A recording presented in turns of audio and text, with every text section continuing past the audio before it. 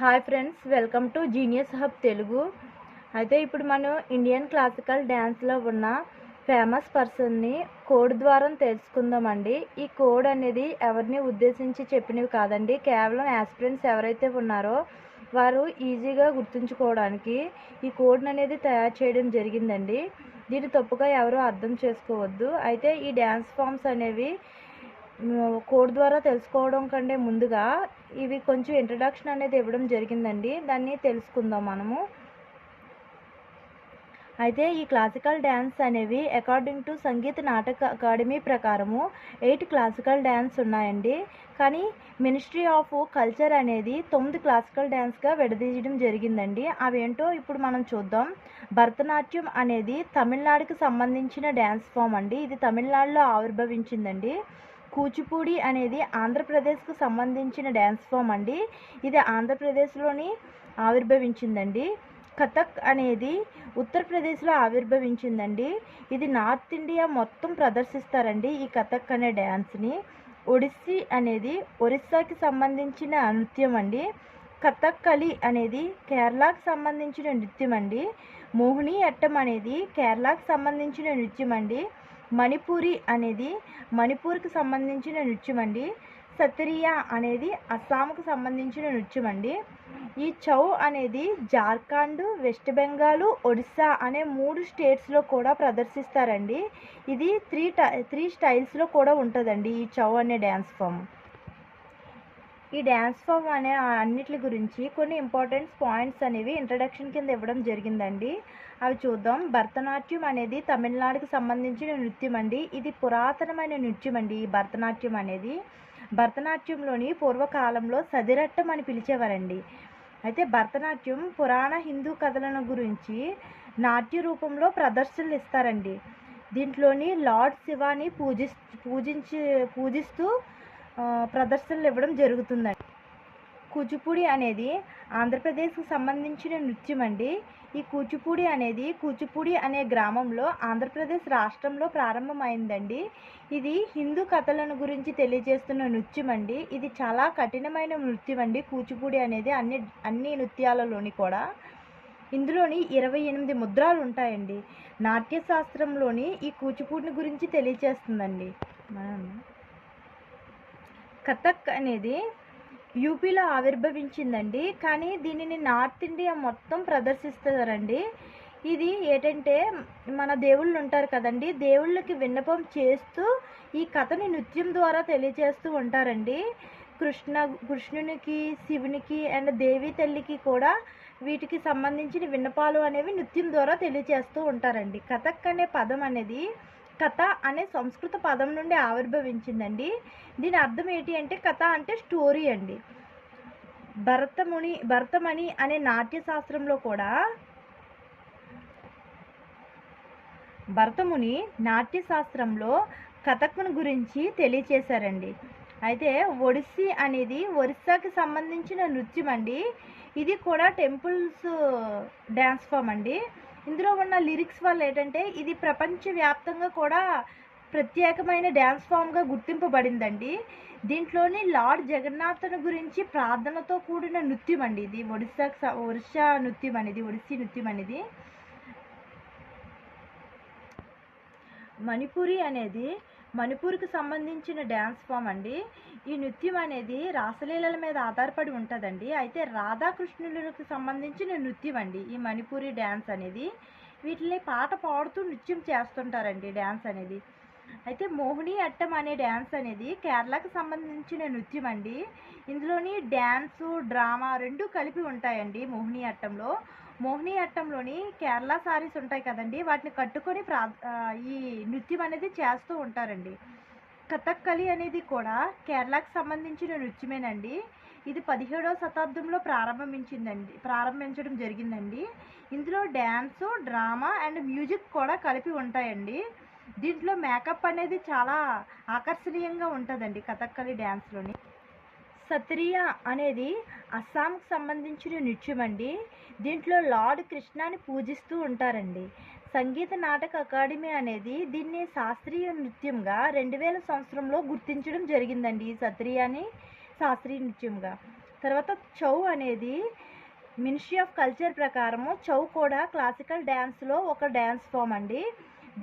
దీనిని Jharkhand, west Bengal, Odisha states ప్రదర్శించడం జరుగుతుందండి. రామాయణ మహాభారతాల్లో ఉన్న కథలను గురించి నృత్య రూపంలోని ఈ చౌ అనే డ్యాన్స్ ఫామ్ ద్వారా ప్రదర్శనలు ఇస్తారండి.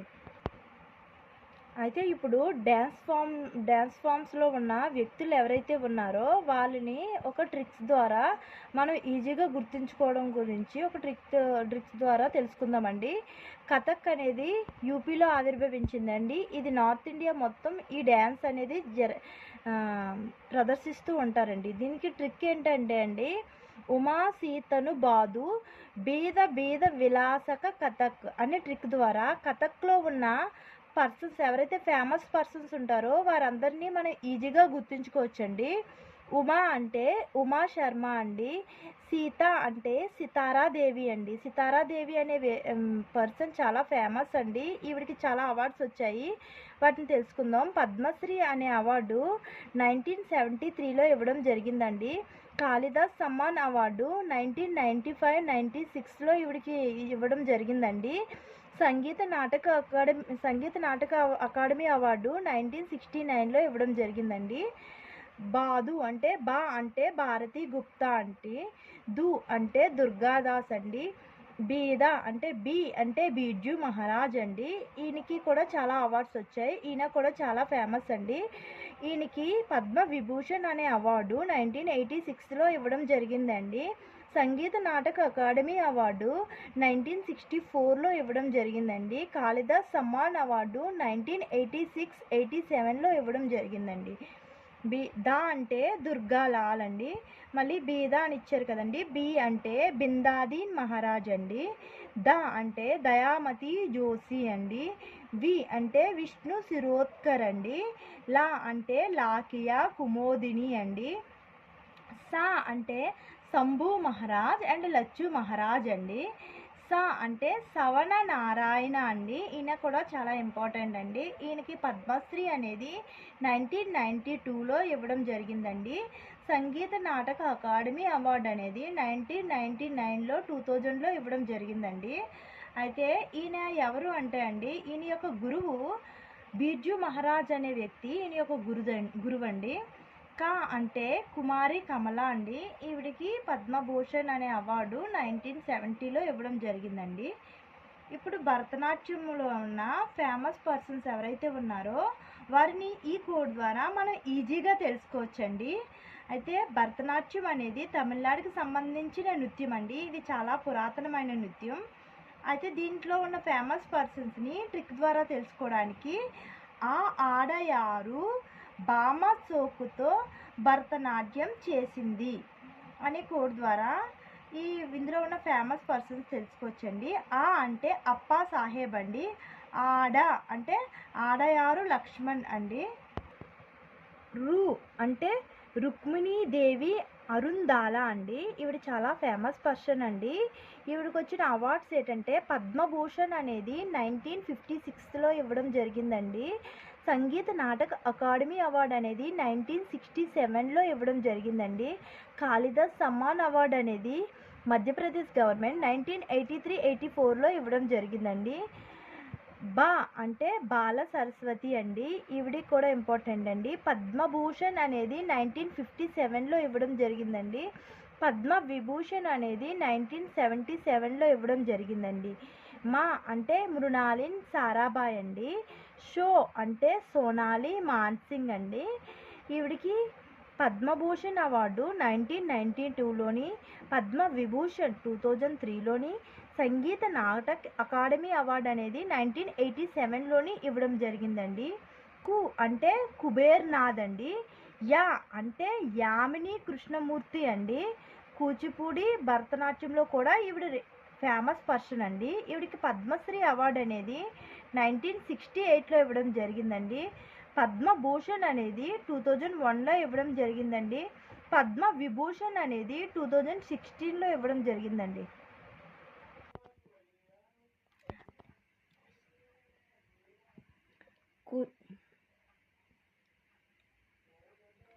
కూచిపూడి అనేది ఆంధ్రప్రదేశ్కి సంబంధించి కూచిపూడి అనేది ఆంధ్రప్రదేశ్కి సంబంధించిన నృత్యం అండి. అయితే కూచిపూడి అనేది అన్ని నృత్యాల్లో చాలా కఠినమైన నృత్యం అండి. ఫేమస్ పర్సన్స్ ఎవరైతే ఉన్నారో వారిని ఒక ట్రిక్ ద్వారా తెలుసుకోవచ్చండి. జో శోభ రావే నా వేంపటి చింతాకు అనే కోడ్ ద్వారా కూచిపూడిలో ఉన్న ఫేమస్ పర్సన్స్ని గుర్తుంచుకోవచ్చండి. జో అంటే జోష్యుల సీతారామయ్య అండి. శోభ అంటే శోభానాయుడు అండి. రా అంటే రాధారెడ్డి అండి. రా అంటే రాజారెడ్డి అండి. వే అంటే వేదాంతు సత్యనారాయణ అండి. నా అంటే నటరాజు రామకృష్ణ అండి. వేంపటి అంటే వేంపటి చిన్న సత్యం అండి. చింతాకు అంటే చింతా కృష్ణమురళి అండి. అయితే ఇప్పుడు సత్రియ అనే నృత్యంలో ఉన్న ఫేమస్ పర్సన్స్ని ఈ కోడ్ ద్వారా ఈ అంటే కోడ్ కాదండి, ఇది చిన్న స్టోరీ ద్వారా మనం ఈజీగా గుర్తుంచుకోవచ్చండి.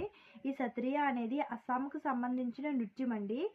దీనికి సంబంధించిన ట్రిక్ ఏంటంటే అండి, కృష్ణ కసికు ఇందిరాకి శాస్త్రీయంగా శ్రీమంతం చేయడానికి రామకృష్ణ లేటు కదా, లేటు అంటే చనిపోవడం అండి.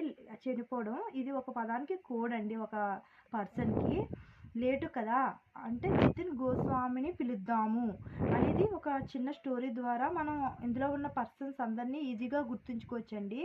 ఇక్కడ శాస్త్రీయంగా అనేది మనం సత్రియ డ్యాన్స్ ఫామ్కి సంబంధించిన వారు అని చెప్పి మనం గుర్తుంచుకోవడానికి ఈ పదాన్ని చేర్చడం జరిగిందండి. శాస్త్రీయంగా అనేది శ్రీమంతం అనే పదానికి శ్రీ మాతా శంకర్దేవ్ అండి. రామకృష్ణ అనే పదానికి రామకృష్ణ తులుక్దార్ అండి. కృష్ణ కసి అనే పదానికి కృష్ణ కసి కశ్యప్ అండి. ఇందిర అనే దానికి గురు ఇందిర పిపి బోరా అండి. లేటు కదా అనే పదం ఉంది కదండి కోడ్లోని, లేటు అంటే లేటు ప్రదీప్ చాలీహా అండి. జితిన్ గోస్వామి పిలుద్దాం అని ఉంది కదండి, అక్కడ జితిన్ గోస్వామికి జితిన్ గోస్వామియేనండి. అయితే ఇప్పుడు కథక్కళిలో ఉన్న ఫేమస్ పర్సన్స్ని తెలుసుకుందామండి. అయితే దీనికి చిన్న ట్రిక్ ఉందండి, కానీ దాన్ని మనం గుర్తుంచుకునే ముందు ఇంకొక పదం కూడా ఉంటుందండి, ఇంకొక పర్సన్ కూడా, అది మనం జాగ్రత్తగా గుర్తుంచుకోవాలి. ఇక్కడ కాలమండలం అనే పదం వచ్చినప్పుడు జనరల్గా కథక్కళికి సంబంధించిన ఫేమస్ పర్సన్స్ ఉంటారండి. కానీ కాలమండలం కళ్యాణి కుట్టి అమ్మ అనే వారు మాత్రం మోహిని అట్టంలో ఫేమస్ పర్సన్ అండి. ఇది మీరు చాలా జాగ్రత్తగా గుర్తుంచుకోండి, అది కన్ఫ్యూజన్ అవ్వకండి. ఇక్కడ కాలమండలం కళ్యాణి కుట్టి అమ్మ మాత్రం మోహిని అట్టంలో ఫేమస్ పర్సన్ అండి. మిగతా కాలమండలం అనే పదం ఎప్పుడొచ్చినా సరే కథక్కళిలో ఫేమస్ అండి. ఓన్లీ కాలమండలం అయితే కాలమండలం కళ్యాణి కుట్టి అమ్మ మాత్రం కథక్కళిలో కాకుండా మోహిని అట్టంలో ఫేమస్ పర్సన్ అండి. కాలమండలం కృష్ణన్ నాయర్ అనేవారు కథక్కళిలో ఫేమస్ అండి. కాలమండలం కేశవన్ నంబోద్రి అనేవారు కథక్కళిలో ఫేమస్ పర్సన్ అండి. కాలమండలం గోపి అనేవారు కూడా కథక్కళిలో ఫేమస్ అండి. కుట్టి అనే పదం కూడా ఇక్కడ ఉంది కదండి, కాలమండలం కుట్టి అని. మండనం కృష్ణన్న కుట్టి అనేవారు కథక్కళిలో ఫేమస్ పర్సన్ అండి. ఇప్పుడు మోహిని అట్టం గురించి తెలుసుకుందామండి. మోహిని అట్టం కూడా కేరళకు సంబంధించిన నృత్య ప్రదర్శన అండి. ఈ మోహిని అట్టంలో ఉన్న ఫేమస్ పర్సన్స్ని తెలుసుకోవడానికి ఒక చిన్న స్టోరీ లాంటి పదాన్ని కోడ్గా చూసుకుందామండి. మోహంలో పడిన శివాజీ వైజయంతిమాలను భారతిని శాంతారావుకు అప్పగించారు, ఎందుకంటే వాళ్ళకి కళ్యాణం చేయమని అని చెప్పి ఒక చిన్న స్టోరీ ద్వారా మనం ఇందులో ఉన్న ఫేమస్ పర్సన్స్ని గుర్తుంచుకోవచ్చండి. మోహిని అట్టంలోని మోహంలోని అంటే మోహిని అట్టంలో ఫేమస్ పర్సన్స్ అండి ఇందులో వీరు. శివాజీ అంటే శివాజీ అండి. వైజయంతిమాల అంటే వైజయంతిమాలనండి. భారతి అనే పదానికి భారతి అండి. శాంతారావు అనే పదానికి శాంతారావేనండి. కళ్యాణం చేయమని అని ఉంది కదండి, అక్కడ కళ్యాణి కుట్టి అమ్మ అండి. ఈవిడ చాలా ఫేమస్ పర్సన్ అండి. కాలమండలం కళ్యాణి కుట్టి అమ్మ చాలా famous person in Mohini Aattam అండి. ఈవిడికి సంగీత నాటక అకాడమీ అవార్డు అనేది 1974లో ఇవ్వడం జరిగిందండి. కాళిదాస్ సమ్మాన్ అవార్డు అనేది 1997లోని 98 మధ్య ఇవ్వడం జరిగిందండి. ఇప్పుడు మణిపూర్లో ఉన్న మణిపూర్ డ్యాన్స్ ఫామ్కి సంబంధించిన డాన్సర్స్ అనేవారిని మనం ఒక ట్రిక్ ద్వారా తెలుసుకోవచ్చండి. ఒక చిన్న స్టోరీ ద్వారా కూడా దీని ద్వారా కూడా మనం మణిపూర్‌కి సంబంధించిన పర్సన్స్ ఎవరైతే మణిపూర్ డ్యాన్స్‌కి సంబంధించిన పర్సన్స్‌ని ఈజీగా గుర్తుంచుకోవచ్చండి. ఈ మణిపూరి డ్యాన్స్ ఫామ్ అనేది మణిపూర్‌కి సంబంధించిందండి.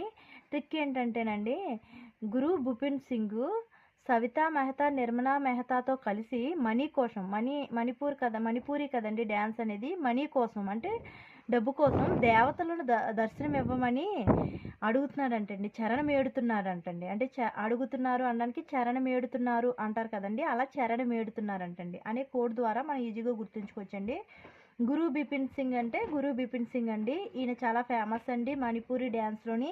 ఈయనకి సంగీత నాటక అకాడమీ అవార్డు అనేది 1966లో ఇవ్వడం జరిగిందండి. కాళిదాస్ సమ్మాన్ అవార్డు అనేది 1989-90 మధ్య ఇవ్వడం జరిగిందండి. సవితా మెహతా అండి. నిర్మలా మెహతా అండి.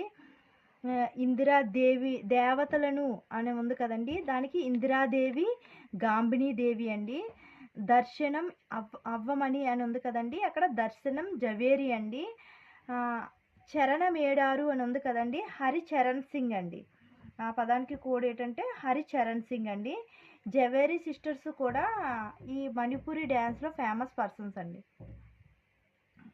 అయితే ఈ చావు అనేది according to ministry of culture ప్రకారము ఇది 9th ఫేమస్ క్లాసికల్ డ్యాన్స్ అండి. ఇది జార్ఖండ్, వెస్ట్ బెంగాల్, ఒడిస్సాలోని ప్రదర్శిస్తారండి. ఈ చావులోని ఈ ఫేమస్ పర్సన్ ఎవరు అంటే గోపాల్ ప్రసాద్ దుబే అండి. ఒడిస్సీ అనేది ఒరిస్సాకి సంబంధించిన నృత్యం అండి. ఈ ఒడిస్సీలో ఉన్న ఫేమస్ పర్సన్స్ ఎవరైతే ఉన్నారో వారిని గుర్తుంచుకోవడానికి ట్రిక్ ఏమిటంటేనండి, ఓ ప్రియా, మీనా సంధికెళ్ళు, ఇంద్రసోనా అనే కోడ్ ద్వారా ఒడిస్సీ నృత్యంలో ఉన్న ఫేమస్ పర్సన్ అందరినీ గుర్తుంచుకోవచ్చండి. ఓ అంటే ఒడిస్సా నృత్యంలో ప్రసిద్ధులు అని అర్థం అండి. ప్రియా అంటే ప్రియం వద మోహంతి అండి. మీనా అంటే మీనాతి దాస్ అండి. సం అంటే సంయుక్త ప్రాణగ్రహి అండి. ది అంటే ధీరేంద్రనాథ్ పట్నాయక్ అండి.